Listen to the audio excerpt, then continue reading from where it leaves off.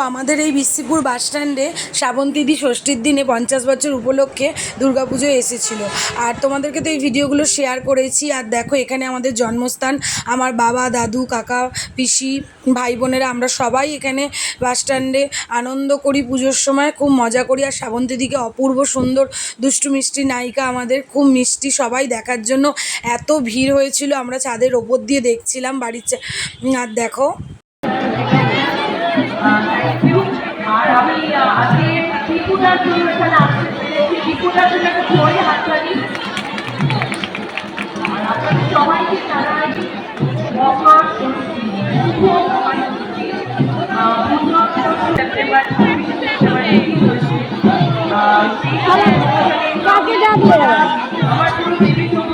এই তো মা, এই তো এই যে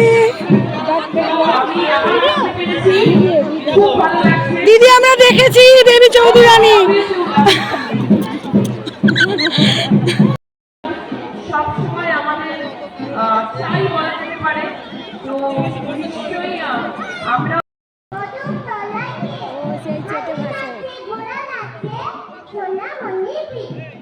একটা ধরে হাততালি তো আসতে পারি।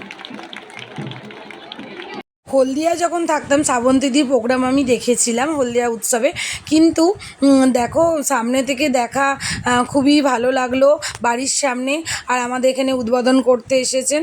আর এত ভিড় হয়েছে, ওটা বাসস্ট্যান্ড এলাকা, এদিকে স্টেশন আছে, সব লোকের যাতায়াত, সেই জন্য প্রচণ্ড দর্শক, পুলিশ প্রশাসন প্রচণ্ড, অনেক মানুষ ছিল। কিন্তু তার মধ্যেও এত ভিড় হয়েছে, সামলানো মুশকিল হয়ে যাচ্ছিল, সেই জন্য তাড়াতাড়ি চলে গেলেন।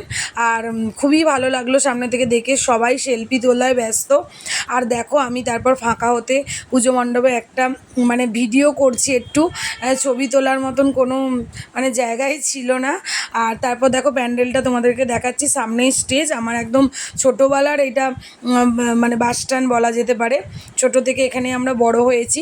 আর দেখো বাড়ি চলে এলাম যেহেতু, আর সেই দিনই এসে শুনলাম যে ঠাকুমার খুবই শরীর খারাপ।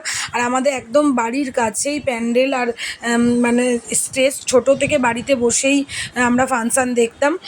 তারপর দেখো এখানে একটা বাড়ি হয়েছে, এখন তো অনেকগুলোই আমাদের বাড়ি হয়ে গেছে। আর ষষ্ঠীটা কীভাবে কেটে গিয়েছে কেন, খুবই খারাপ লাগছে। বছরে একবার বা দুবার আমি তো বাপের বাড়িতে আসি, বেশি তো যাই না। সেই জন্য এক একটা দিন সবার সঙ্গে খুব আনন্দ করি আর এনজয় করি, আর সব ভাই বোনেদের সঙ্গে, কাকা কাকিমাদের সঙ্গে, পিসিদের সঙ্গে। আর এইভাবেই সেই দিনটা কেটেছিল আমার।